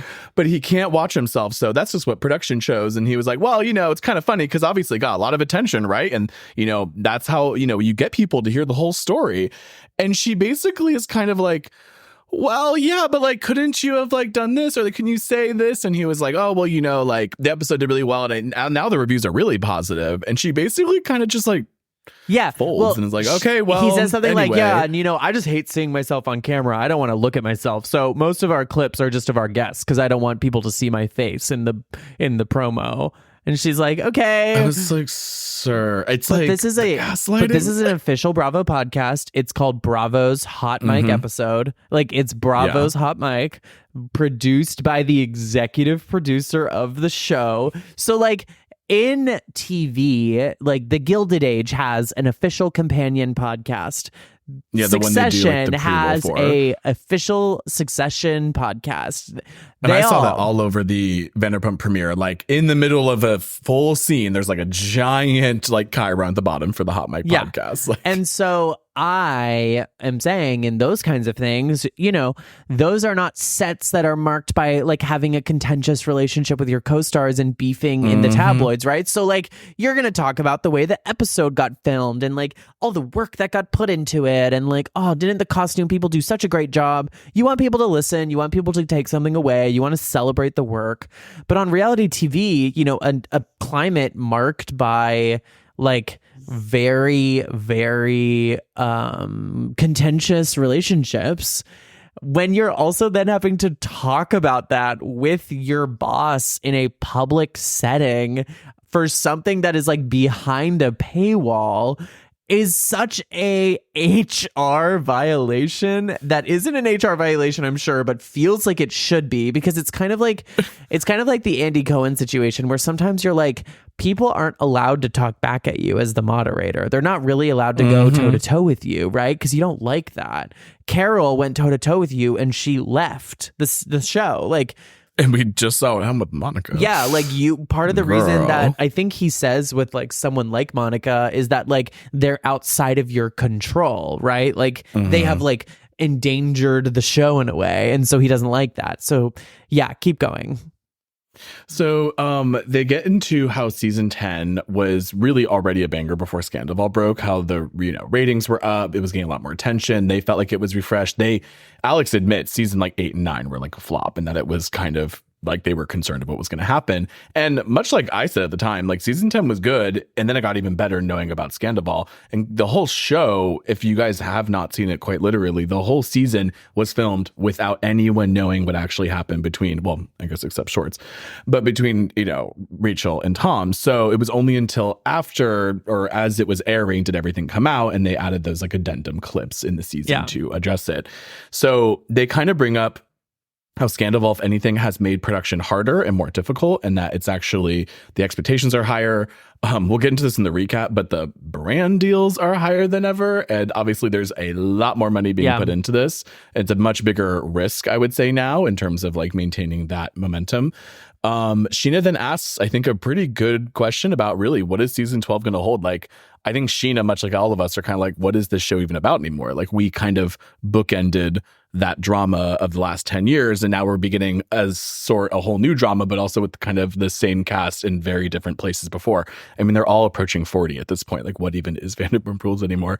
And he admits that it's really hard to map out the show because everything changes over time. Like they said earlier, you can produce the show, have these expectations, think the fans want this, and even make that all happen as you desired, and then it completely flops and nobody enjoys it. Or vice versa, you create something that you don't even really like or think is okay, and people lose their mind over it.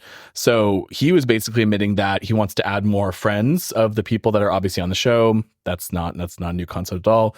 But he wants to do more crossovers between the franchises. And this is what was very interesting to me. Sheena brings up how BravoCon, Ultimate Girls Trip, and the whole Bravo universe have really opened up true real life relationships between the cast on the show. They're not siloed anymore. They're not all across the coast.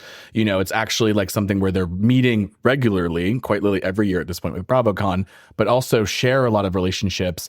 And it's kind of like with Drag Race, where there's just so many iterations happening that's hard for these people not to naturally gravitate and create this like new kind of organism of content. So they literally joke, this is like the MCU of reality TV, which I think is a absolutely accurate and 100%. And if they don't like learn from their ratio mistakes, it will go the way of the MCU in current times. Yes, with oversaturation. And they're not wrong about the MCU in that they basically can now mix and match people around as this larger cast. So they want to do more crossover events on TV. They're already doing, obviously, kind of some crossover with The Valley. They've already done crossovers with Summer House and Winter House, and other, kind of non-housewife shows have experimented with those formats much more. So they are really excited for that. Sheena's really excited for that. I don't know if I'm excited for it. I don't know if any of us are, but that seems to be where they're kind of going with it. And obviously they still have to see kind of how this season even plays out to the people and what they really like from it to kind of change the direction going forward. I also love that Sheena was like, oh yeah, like also speaking of The Valley, it made me really sad how everyone hated the like trailer. You go and there's like nothing nice to say. Everyone's like, she was frank about it, which she was like, everyone hates it. Everyone's like, why is this happening? And he's like, oh man, I wish people would give it a chance because it's actually so good and it's gonna really change things. You have to say and that like yada NBC yada. Universal is like ROI. Yeah, like, but that's also the thing is that's where I'm like, this is an uninteresting thing to do, like having Alex Baskin have a podcast, because he's not really gonna go there, right? Like he can't go there. These are his shows. In fact, he wants them to succeed. I didn't say this, but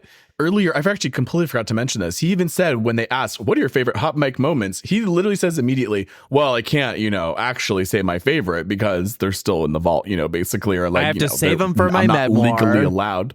Yeah, it was like, okay, so we all know there's much shadier shit happening that we can't talk about, and this is always going to be a wall. I have his LA Times article we're going to save for a later episode because I think that it is going to make more sense in that context. I want to stick just with Vanderpump Rules stars. So just to quickly take the reins here on some of this Tom Sandoval stuff. So last September, we're moving on from Sheena now and ending with Tom. Tom. Oh, wait. Yeah, real quick, tell me. Before you get to Tom, I wanted to connect this because I said earlier where Rachel basically, when they said like, oh, you're not going to come back now. It's over. It's done. Yes. This is also important. So at the end of the shenanigan episode, Alex talks about, of course, wanting Rachel back. Sheena's like, maybe she can come back. Would she come back next year? Maybe some, like, would she do this thing? And he basically says, oh, yeah, we wanted her to come back on. We would, even at just one episode during the season, like even just the finale, we'd have her back on. And then Sheena's like, well, what about season 12? Would the door still be open? And he just flat out goes, I don't see that happening. Yeah. And Sheena's like, oh, okay. And they just, again, move on because we can't say what's really being said. Yeah, there. which is that she has a podcast. And Rachel said, like, they told her, you're done. You're done. It's over. You're done. And now with the podcast, it's 180,000%. Oh, yeah, over. they are never going to have her back. So back to Tom. Taking the reins here for a sec. I have this Alex Baskin interview with the LA Times that I'm going to just ignore because I think it's more important for a later episode. And instead, we're going to get to Tom Sandoval here. And I'm going to go through a little bit of this quickly because I don't want this episode to be too long. So in September, Tom reveals that Raquel Leviss blocked him on Instagram. He calls it immature and thirsty. I just wanted to wish her happy birthday. I didn't think a lot of people would reach out to her. So I wanted to, if she's working on herself, I think it's a little immature. It's a little thirsty to post that she blocked me. So in November, I was like, what is 11:30? November 30th, he reveals to Us Weekly at the season finale of Special Forces that he was a part of, that he is so glad that Pump Rules is over because he doesn't want to have to relive the drama again. Quote, I don't know what's going to happen. I hope people can see and remember who I've been for over a decade of the show, who I have been most of the time. We're always having the one conversation we don't want to have with the person we don't want to have it with. It's tough to keep your composure, but you do the best you can. I'm glad the season's done filming. But there's that not ever wanting to air feeling too. That is a hard sentence to say. He also says that he, quote, fought so hard to be with Rachel Leviss after the Scandal affair. Speaking of two T's in a pod, he goes on that at the beginning of December with Tom Schwartz, who I have a theory, by the way, and I know you took notes about the Vial Files. Every time he has appeared on these podcasts in the last month, he's always accompanied by Tom Schwartz. And in the Vial Files, Tom Schwartz, under his breath, says, the network doesn't want us talking about this, Tom. Yes. And he goes, I'll talk about whatever the fuck I want. I have a theory, and this is completely unsubstantiated, but this is what I would do if I was their handler at the network, and Alex Baskin specifically, is knowing Tom is a loose cannon and that he seems to be, and I think you will agree with me having listened to some of these clips we'll play, he seems to be in like a completely volatile state. Like, Mama, the Howie Mandel interview, he shaved his like mustache off. He seems to be having a mental health crisis, and I'm not saying that lightly. Like, he says later he would have done it if he financially could have. Yeah, like he says like the way that he is speaking and communicating in public seems extremely unstable. And so if I was his handler, I would saddle him with Tom Schwartz for these podcast interviews to be like, keep him on track. Safer. Make sure you intervene if he's going off the rails. Step in to like help him look a little bit better. Well, it's like to the soften him a little. Schwartz already operates as, like, it's not shocking. So he goes on Two T's in a Pod with Schwartz, and he says, quote, I fought so hard to be with Rachel. I stopped drinking. I stopped smoking cigarettes because she went away to a facility. I'm like, she can't drink. She can't smoke. I'm going to quit. We were best friends. It's heartbreaking to go through. I was fully in love with her. She's not just some hot girl. I was a model for 15 years. It's deeper than that. Okay, Tom. Anyway. He also says that he was going to go into a mental health facility too, but that he had a commitment to keep working and go on tour because he, quote, had to make money. He also says that Ariana Madix was, quote, behind in bills, and that he needed to keep paying the bills. Quote, every single month, all the bills come out of my accounts. The mortgage comes out of my account. So while Ariana is shooting all these ads, she's 6 months behind in bills. I obviously it's vague and it's messy and we don't even need to know, but I'm very interested in like the mortgage comes out of his account. Well, that's what I'm saying. We're you know what? What's going Unfortunately for both of them, we're going to find all of that out in the court documents. Ooh. So Public record, baby. He says that Rachel, he hopes that she loved him, but he's not sure. He also then slams earlier this year a bakery who, quote, hurt his feelings. So there's this bakery in LA called Sweet Lady Jane that is like actually not very good, if I just have to be honest. Like the cake is not good. Like the cake is not that good. Like it's like the kind of thing where people are like, oh my God, you have to go to like Squirrel and try the toast, right? Like it's like that sort of thing. You have to go to Horses and get the X, Y, and Z. It's like, and there's like a line out the door for I'm like, you people also are the kind to be like, you have to go to Erewhon and get the Bella Hadid chocolate cookie or whatever the fuck. Absolutely not. Whatever the Absolutely fuck not. that was.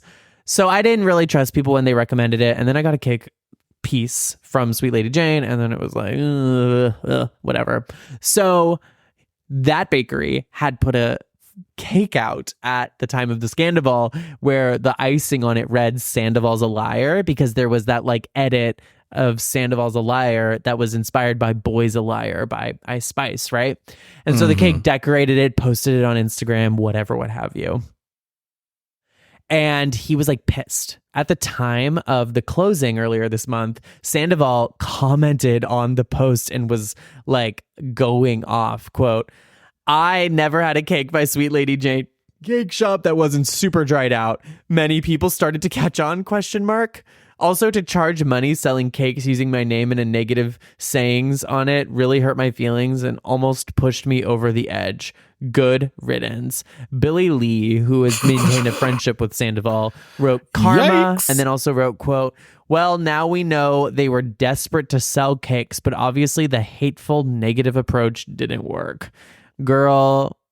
Okay, so like the amount of Etsy shops that have produced like in the like hundreds of thousands merch about this whole scenario. Like Alex Baskin needed a reason to know that the Valley was doomed on arrival. It's that we also found out earlier this month in Deadline that Tom Sandoval is the linchpin in transitioning Vanderpump Rules into the Valley, because there is a conversation with Jax and Tom Sandoval that is going to happen at one point in the season that is then going to seamlessly transition into an episode of the Valley. And it's a lot of fun. It's a lot of fun. I'm sorry, that it's like the most you could say about it. Yeah, it's in the 8th episode of Vanderpump Rules. So I guess that's like we have 2 months to prepare. Yeah. 7 weeks now. So we also find out that Tom Sandoval has become completely unglued from reality, courtesy of his appearance on The Vile Files. Matt, take it away. Take it away. So Take me away, this was a secret place. truly like only could watch in segments that were recommended by people, because I cannot give my attention to these people. They are the absolute worst. Yeah. And we don't support that. Anyway, on his Tuesday, January 30th episode of The Vile Files, just a few days before. Can you be Vile and I'll be Nick? I mean, can you be Vile and I'll be Sandoval? Sure. You start. I've learned so much. Like what? I don't know, man. I don't know, dude. I'm just trying to be a better person. I swear to God, I really am. I don't know what to say. What have I learned? What have I learned? To not ever do it again? To not ever be in a 9-year fucking relationship and end it that way? To not ever like cheat that way? Dude, I'm never gonna do that. So when Violet inquired about Sandoval's use of cheating in that way, Sandoval got cagey. When you say you cheat that way, it implies you might cheat differently. To have an affair. To have an affair. And then Schwartz points out that the clarification was good. Sandoval replied, okay, sorry. And as Vile pressed, Sandoval said he didn't want to dishonor to the voice. And we're getting this recap is courtesy of Us Weekly, by the way. We forgot to mention that earlier. By rehashing the relationship issues, Schwartz subsequently pointed out that the network wouldn't let them because likely the premiere coming out on Tuesday, which angered Sandoval even more. Schwartz said, "I would love to talk about it." And then Sandoval says, "Thank you, Us Weekly, for this beautiful recap." Quote, "No, I'm allowed to talk about it. I can say whatever the fuck I want, but I'm not going to." And then he then also says, quote, Sandoval then proceeded to imply that he cheated on Maddox because she, quote, belittled him, and ruined his self-worth. Now, we're going to get into this later, actually, and Ariana brought it up earlier about the bad relationship that she was in. There is a thing that certain kinds of men do where they like take something that happened to somebody else and then they make it about them. There's a psychological term for that, but don't quote me on it. And it's interesting. I think narcissism's an easy one to start with. Yeah, but there is like an actual psychological term for like you do harm to somebody and then you take that harm on and act as if that happened to you. And what's interesting is Ariana famously has talked about the relationship that she was in where she was belittled and verbally abused and broken down and made to feel shame about the way she looked, the way she dressed, her private areas, her sexuality and everything about her, and that it completely drove her into a completely dark place. And it's just interesting that Sandoval has essentially parroted her exact story that was a season-long plotline on Vanderpump Rules with Lala. Or Raquel, maybe. It was like the season before with Raquel. She also talked about it in season 9, which is like so dark I can't even get into. And it's just interesting that he's like taken that story and parroted it completely, but has projected it onto his relationship with Ariana. And to be fair, also, everything we have seen of that relationship contradicts his, supposition that she was this like verbally abusive, nasty, hateful witch. But also we know that that's not always true, that the way that we see things is necessarily indicative of what it's like behind closed doors. I'm more commenting on the fact that like he's literally taken her story almost word for word about her abusive relationship. It's so dark. It's so dark. The most important part of this is actually a clip that I'm going to play now. And it is truly shocking. It is a shocking clip. Just to like understand the energy in that podcast studio. Here we go. I said, do you understand why your critics still criticize you? And I was curious. Guys, if you want me to be fucking honest, I love Ariana. I do. I really care about her. But like this person fucking throughout our relationship talked to me like I was down here all the fucking time. And it's unfortunate that like my way of acting out against that was like me also like just getting belittled all the fucking time. Like, dude. And I hate to say it, but like I acted out because I had such low self-worth. And somebody like Raquel, somebody who's in her 20s, like doing the essentially the fucking whipped cream fucking bikini thing. Ew. Like to me, that's like, nasty. Like in Varsity Blues, like I couldn't fucking like I had get I out was of like, here. wow, I have really like, oh my god, like I'm attractive to somebody, like.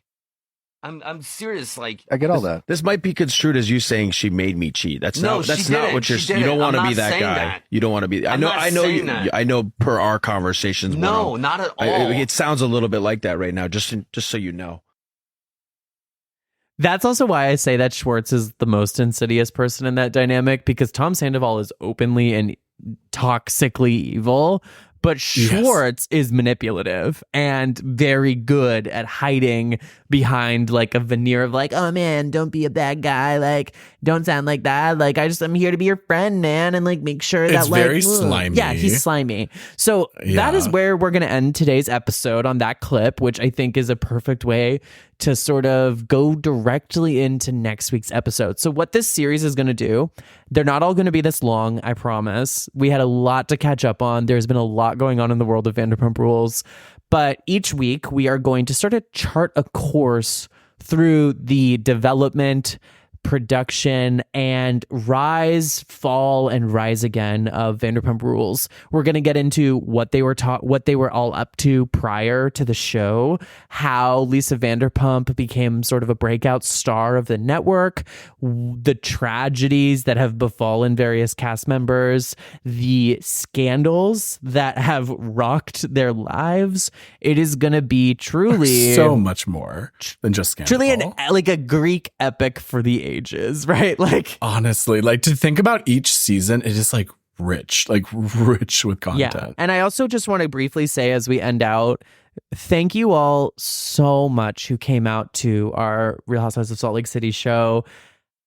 Seeing all of you in the audience, the fact that we sold out, the fact that we were able to raise as much money as we did for Doctors Without Borders, it was really, really special. And so many of you came up to me after to talk about the podcast and your favorite episodes and how much you enjoyed the show. So just again, thank you so much for coming. Thank you so much for supporting Alex and the cast as well. Like, truly the funniest people I've ever met in my life. Shout out to all of you. And shout out to Alex, who I know listens obviously to this podcast. What's up, bitch? It's just like so much fun to be surrounded by people who get Bravo in the way that I feel like we do as well. And I do want to just say that for those of you who were not there, we even had a special guest appearance by Carrie O'Donnell, which was a great, who played Jen Shaw calling in from prison, which was even better. And yeah, just like, I love getting to meet you guys, and it is really nice to get you guys out and doing things in the city. So, you know, when we have a live show later this year, which I have actually started to roll the ball on with Matt. Yes, y'all better come buy tickets and come say hi. Bring your friends. Sell the shit out again, girl, because we want to see your beautiful faces. Give us your money. What a show it will be. Yeah, so we love you all. Thank you so much for listening to this podcast. I'm so excited to have another series to dive into. And this is going to be insane. Will we ever return to Child Star Hell? Who can say?